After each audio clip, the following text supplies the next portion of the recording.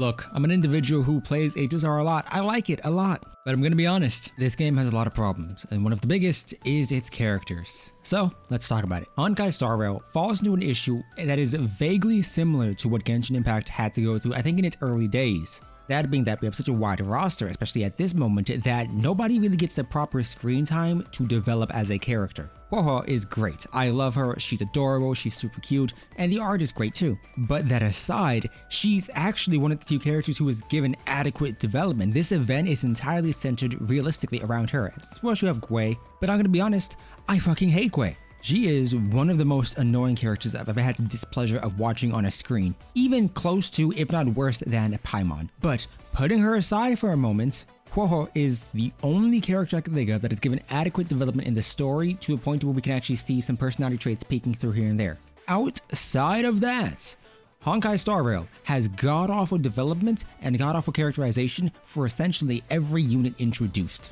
You can have great characters, and I mean great characters on the surface. They look nice, their animations are nice, their gameplay or kit is nice. But once you get into the actual form of what and who are they, there isn't much. I would prefer a terribly written character in terms of what their main storyline focus is, but have them have depth than a character who is just super lighthearted, very easy to understand, but with nothing more underneath that. Silverwolf is a gamer. That is it. And this is from an individual who likes Silverwolf, and this is from me talking to an individual who adores her. Celia and Bronya have an extremely surface level development, especially towards their relationship with one another. We had an entire act where these two were supposed to hate each other because they were from entirely different lives, but then suddenly bond over, hey, we were at the same orphanage together, even though none of us really remember this. And now they're like best friends. And I'm gonna be blunt, I don't give a fuck if either one of these characters or any one of these characters were in Honkai Impact 3rd. It doesn't matter. At the end of the day, I'm not going to consider that valid reasoning for a poor form of characterization in this game because it is a separate game. But regardless of that, I do think that we've had some characters who can get a bit more screen time, maybe get more development, but I do think we're also rushing a bit more towards these alterations. Dan Heng being Imbibitor Lunai doesn't really make sense or work because we barely had time with Dan Heng before his Lunai form. So there wasn't really a hint of this deeper past. It was instead he's this quiet individual who's mysterious, and then boom, suddenly he's a main important character in this one world, but then suddenly we're gonna ignore that for now. And Blade, realistically, if we wanted to have this development within Imbibitor Lunai, we should have had characters like Blade, Jing Liu, and Dan Heng all have vague mentionings of each other long term to where you're waiting for this one interaction. I think a prime comparison in another game is Genshin Impact's Venti and Zhongli. Or more specifically, Venti, Zhongli, and Xiao. If you played through the last Lantern Rite, you more than likely were interested in that little mini Archon interaction we had, with three characters who have a past together who know each other and are part of this group that doesn't really meet often. And whether or not you thought it was a good or bad interaction, that was still something that was built up to, something that people wanted to see. Nobody was like, let's get Blade, Dan Heng, and Jing Liu together and alongside Jing Yuan, because nobody really had the time to have any of that built up to them to the point where they could care. And I don't think this is inherently going to be a situation where it's like, oh yeah, it could be fixed later. No, I mean, the point's already done and gone. Characters don't really have traits, and even if they have traits added onto it, the fact of the matter is the important beats that they could have had have already passed. And it irks me a little, because I think having a good character is one of the reasons and one of the ways you can make someone care about a unit. A prime example for me is Izuna from Blue Archive. I adore that character, and I legitimately only had like a week or so with her in terms of the relationship storylines in that game, but I liked her enough to wait an entire year for her alternate outfit, and then I got her alt outfit, the swimsuit variation. And I don't really have a character in HSR that I'm attached to. In Genshin Impact, I like Zhongli, I love Raiden, Zhao, Ganyu, Lene, so on. There are so many other units who I legitimately like, whereas in HSR, it's like Yanqing's cute, QQ, Fushuan, Bailu, Clara, etc. They're all cute, I like them, but do I really care about these units? And the answer is no.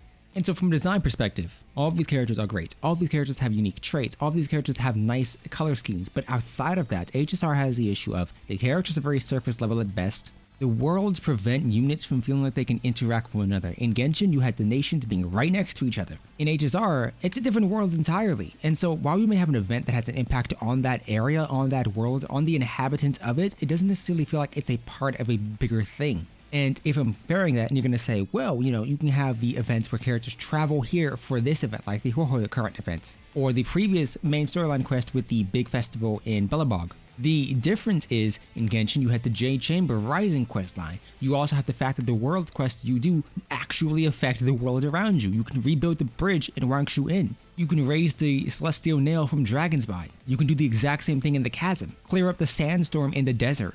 There are so many different things you can do in the world that aren't even just our events. And events actually have significant story impacts too, but even if just ignoring that because they're limited time only, if you're talking about the world's quests, they actually have an important part to play. And in HSR, you don't get that. And so the characters you meet don't really have time to develop because outside of the main storyline quest and the events they're in, there is nothing more. You have character quests, but Genshin has character quests, so I can't compare that. And even if you're looking at the voice lines and the character lines that you get inside the character screen, they don't really tell you much. Blade's voice lines are god-awful. Silverwolves just make everything seem like a game, which could be great, but if her entire personality is she's a gamer, that's not really a personality, that's just a trait. And so it's this issue where if you love HSR and you love the characters, you don't have much more to go off of. The art community is trailing behind Blue Archive and Genshin Impact's art community, so there's not much there. The fanfiction community is doing the exact same thing. So if we're just focusing on what is available in the game itself, there isn't much. And so I don't know what's going to grasp individuals long term. I don't think HSR is a bad game. I think it just has bad gameplay loops. Quality of life is great, but Simulated Universe, once you can clear Simulated Universe reliably, the buffs don't matter. Like, if you can clear it in terms of your damage, you're fine. And as much as we may be getting, that additional endless mode for Simulated Universe, it's not really gonna matter because at the end of the day, Simulated Universe has brought in so many buffs that you're not necessarily worried about building your characters to be stronger to accomplish more. You're worried about what buffs can you get to make it easier, which is fine. But it's RNG, and it's RNG that removes player agency in that. You don't necessarily have the ability to say, I'm going to build out my Bronya to be better, so that way she can buff characters more, and that can really help me clear out this one stage. No, it's just going to be, I can retry, get a better buff, and then boom.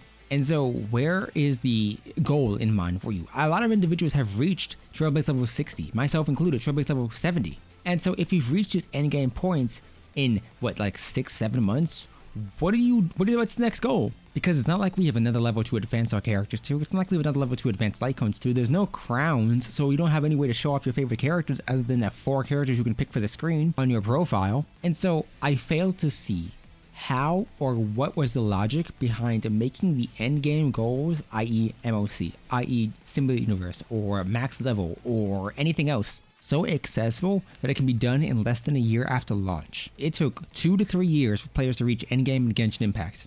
It takes ages to get a character level 90. Even if it matters very little, it's still something you do for your favorites. HSR has nothing like that. No long-term goals you can really pick and prod at. And once you have the damage, you can auto battle through everything. So the question then becomes, is the story good enough to carry you through it? And if it's not, then why would you play? I don't dislike HSR. I don't dislike the characters. I think a lot of them are really cute. I really do like the designs. I want to bang a lot of those characters, Clara included. But I do think it falls into the issue to where auto battle means that if you can't carry me by gameplay, you have to carry me by story and characters. And if you fail to do either one of those, there isn't much reason for me to play because I can just have the gameplay for me.